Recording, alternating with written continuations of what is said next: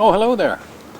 I was just reading in the paper here about the 40th anniversary of the Vernon Powerhouse Theatre.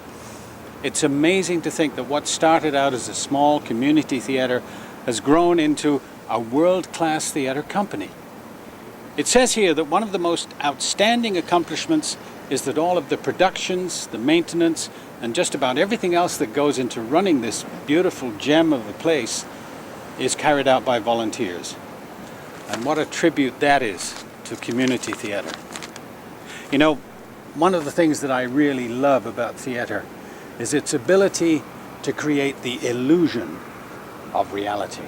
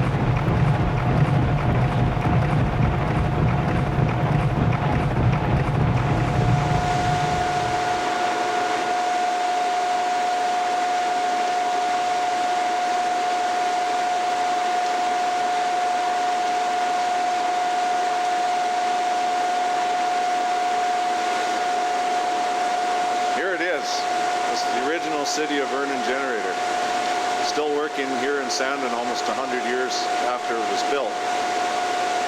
When it was first set up in Vernon, it was driven by a steam engine, and back along the shaft here, at the coupler, it was tied to the steam engine there. Of course, now driven by a water turbine.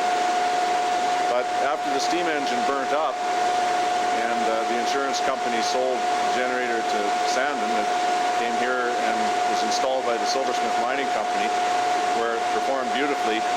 And other than just regular maintenance, it's still original in every way. Even the electrical windings are original. I've only been involved with the Powerhouse 2 years. I started with Widows last year, and I did front of house for that price. Before we came to the Powerhouse, we had to rehearse in what was known as the Scout Hall, which is no longer standing, it is now a parking lot. I remember one time we would have our party after the show, and we had made $50. This was about 1960 or something like that. And then all of this time, we were thinking, we were very envious of Kelowna because they had a clubhouse of their own. And we really thought, wouldn't it be wonderful if we had a home clubhouse, somewhere we could store our things, somewhere we could keep our costumes, because they're in people's basements, you know. So we started to draw it up because that weekend we had heard from BC Power Commission that this building was due for demolition in the following month. And so we had to work quickly to save it from demolition. We worked on a scheme for a 150-seat theatre and in this building.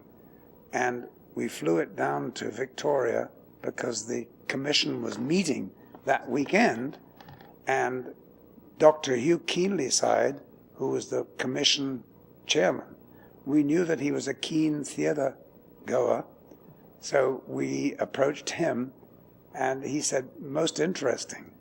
And they looked at it and they approved it like that, and got BC Power Commission to get back to council and say, we'll lease you the building for $1 a year, provided that you will convert it and use it for the Vernon Little Theatre as a live theatre.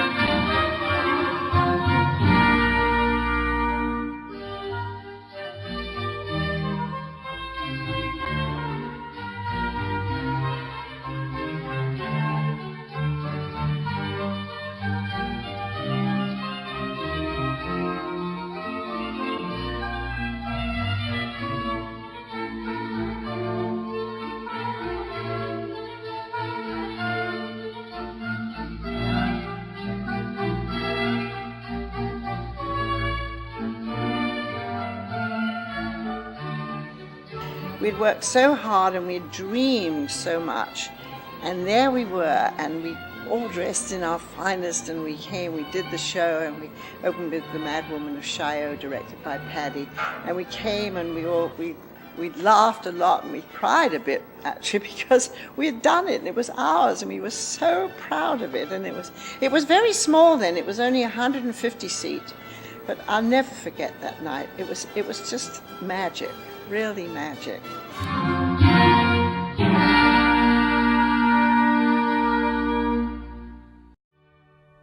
Oh, look at this. 1973, our 10th anniversary of Flea in Her Ear. Hard to imagine that I wore this 30 years ago. I remember the costume workshop, which saw many of our members hunched over sewing machines, busily stitching away, creating costumes for we, the actors. And now look, we have the costume bank. What a wonderful testament that is to the skill and dedication of all those people.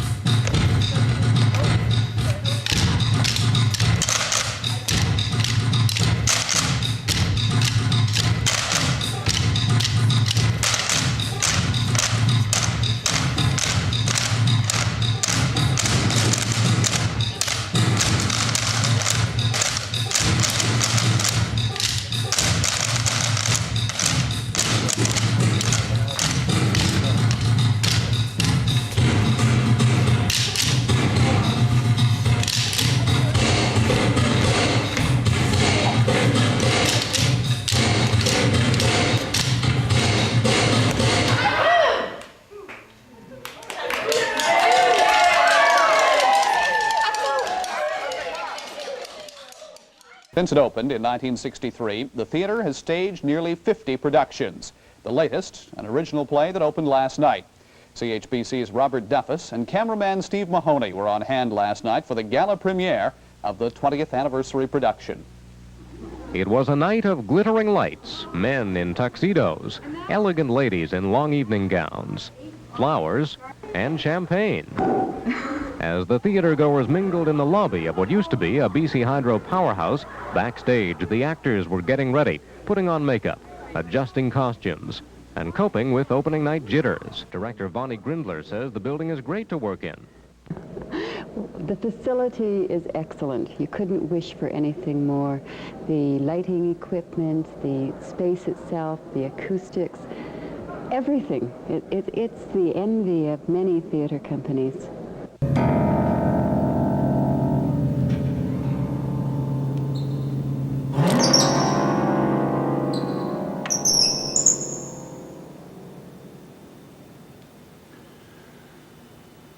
Old theaters often have an air of mystery about them.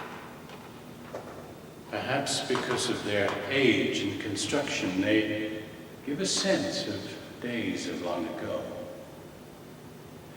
Although the Powerhouse Theatre Company may be 40 years old, the building itself is much older. And with it comes its own tales of mystery and perhaps ghosts. I actually won't come in here by myself, especially at night, because I'm convinced the place is haunted. I think it's a friendly ghost, but... There's a young lady, a man, and an older lady.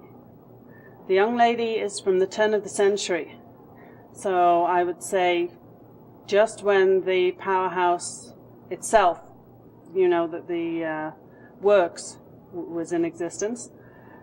She died, I think, of what they would then call consumption.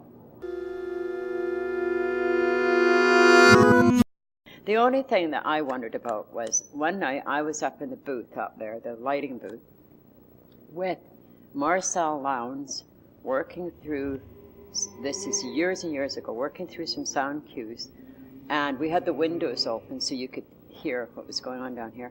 And I heard, and so did Marcel, we heard somebody come in, walk across the club room floor, that was before that wall was insulated, come down the stairs to the stage manager's desk, and the two of us kind of waited for them to walk out on the stage, and nobody did.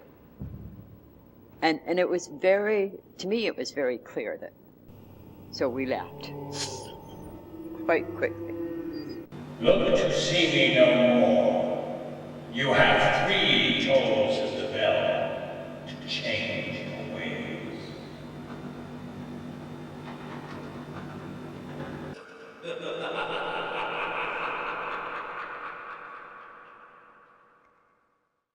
Mullins is the name. You're lucky he's standing up. Half the time he spends falling over. Like this. See? What'd I tell you? You know why, don't you? He's been into the rum again. Well, you gotta have fun. It's not war, is it? No war, mate. No, only fun. Fun, rape and pillage. That's right. That's what we do. In about 2 weeks, this set will be taken down and all the props and costumes put away, and the stage will be bare of all activity, and all that will remain is a big black space. And soon, this space will beckon like an artist's blank canvas, and another theatrical gem will be created. This is how Powerhouse has functioned over the last 40 years. New faces join us, old friends move on, and through all the additions, alterations, the changes, shines the love of theater that's in everyone here. Yes? Yeah. I can't wait to be in another show here. Like, so excited. The past plays that I've been in are always so much fun, and this is one of the funnest, I think. So, yeah. I'm gonna miss Mary, and I'm gonna miss, like, all the casts. I love the theater. It's so sad. It's sad. Yeah.